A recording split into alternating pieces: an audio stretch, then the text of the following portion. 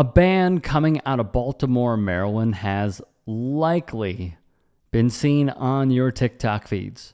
To be clear, they are deserving of your praise, your attention, and even price of admission, except for this show.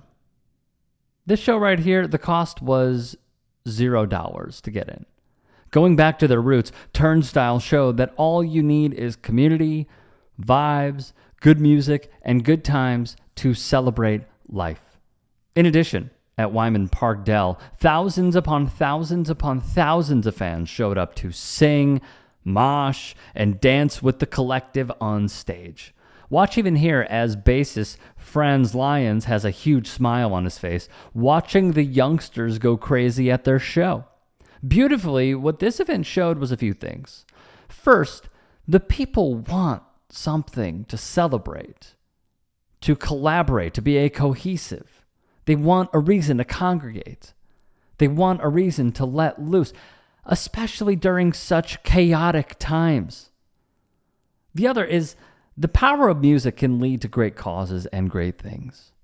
What exactly do I mean by that? Well, allow me to explain. At this show, via Billboard.com, fans traveled across the country to this event, which is about 16 acres. Featured, of course, crowd surfing, moshing, sing-alongs.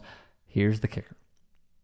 QR codes were seen throughout the park that allowed fans to donate to a cause that is called Healthcare for the Homeless, which offers medical, dental, therapy, and addiction support services to Baltimore's most vulnerable populations. So before you're watching these videos and you're thinking, not really my thing, not into punk, not into this sort of genre, number one, you. Number two, you should realize the causes that are going into what they want to support and how their music can be a driver for things that oligarchs don't want us to have.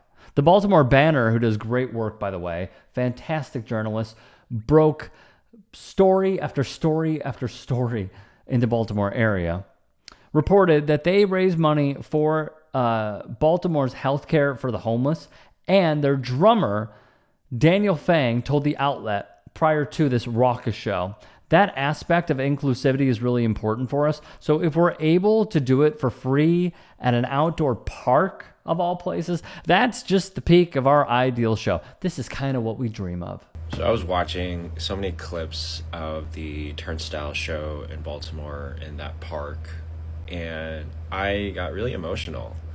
Just seeing waves of people on like a really sunny day.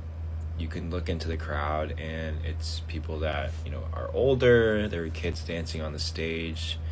There were seeing people. There were just random people passing by. You can tell it was just a collection of very diverse groups and people. And they were just all having a really good time. And they were all able to bond over the music that Turnstile was playing. And not to be corny, but honestly, this is what it's about. Just bringing different types of people together and having a really good time. I've been really critical of the kind of new indie label that Turnstile's had, and it's brought on a lot of, you could call it posers, and thinking, hardcore is, cool and heavy and edgy. But I think at the end of the day, if they're able to bring in a crowd of just different types of people and they all enjoy the same music and have a good time, I think that's really what it's all about. And yeah, I think in times like this, we really need to focus on just bringing different groups of people together, and I think that's just really meaningful. So yeah, Turnstile Summer. I wish the tickets were cheaper in New York, but I'm super excited for their new music coming soon. They would also print this, which is very important. Unregistered nurse booking founder Dana Murphy, who would be organizing the concert with the group, said that the band financed this whole event themselves, without sponsors. She said it took a team of 60 and 70 people to execute the vision of the band, which had been in the works for 5 plus months. Murphy's proud that the event went smoothly and was received ever so warmly. The buzz was there prior to showtime. Baltimore Banner and other outlets spoke with people who had camped out, who had even flown across the country, even from California, to go and see this show. And Turnstile was building up buzz because they had not released an album in 4 years, so the anticipation was building off a Grammy nom. Christina Bauer, the director of development for Healthcare for the Homeless, spoke to WBAL-TV and said this, quote, "We deal with everything from primary care to behavioral health. We have an OB clinic, dental clinic, pediatric clinic. They launched a program, street medicine for people who can't access services. They are trying to reach people where they are and provide care in a way that would make sense to the patient." And of course, the group. Talent coordinator Murphy hit the nail on the head here once more. And this is the quote to end all quotes. "We wanted a show to be for everybody, the same way that healthcare should be for everybody." Class politics in the sense of which side are you on? Are you going to stand with working families? Are you going to raise the minimum wage to a living wage or not? Are you going to fight to guarantee health care to all people or not? Are you going to demand that the wealthiest people start paying their fair share of taxes or not? Those are the issues. And no one cares what color you are, know, what your gender is, et cetera, et cetera. You retweeted a post by Bernie Sanders that said, yes, we waste hundreds of billions a year on healthcare administrative expenses that make insurance CEOs and wealthy stockholders incredibly rich, while 85 million Americans go uninsured or underinsured. Healthcare is a human right. We need Medicare for all. What about an economy in which we join the rest of the industrialized world, guarantee health care to all people as a human right, and where we don't pay the highest prices in the world for prescription drugs?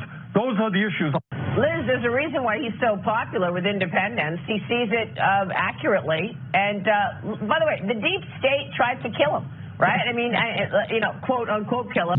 You're running for office. If you, in your heart, understand what's going on in Gaza right now, and again, it's almost painful to talk about it. The United States is complicit in the starvation of children as we speak right this moment. Okay, mass malnutrition, etc. And you say that's wrong, man. And I'm not going to give Netanyahu another nickel, but I know that the day I say that, AIPAC is going to pour a huge amount of money. So what's the choice you have? The choice you have is, okay, they're going to throw a lot of money at me, but I'm going to make this a major campaign issue. Ooh. I ain't going to run away from it. Yeah. What do we stand for as a nation? And I'll tell you something, getting back to the Democratic Party, what the Democratic establishment people say, well, Gaza, yeah, it's an issue out there, but it's not the main issue. It's not the pocketbook issues, more important. Healthcare is more important. But you know what? I'll tell you this is my own view, is what people have a sense, consciously and unconsciously, if you are turning your back on starving children in Gaza, why the hell am I going to trust you on anything? It's a great point. Is that a fair point? I think it's a very fair point.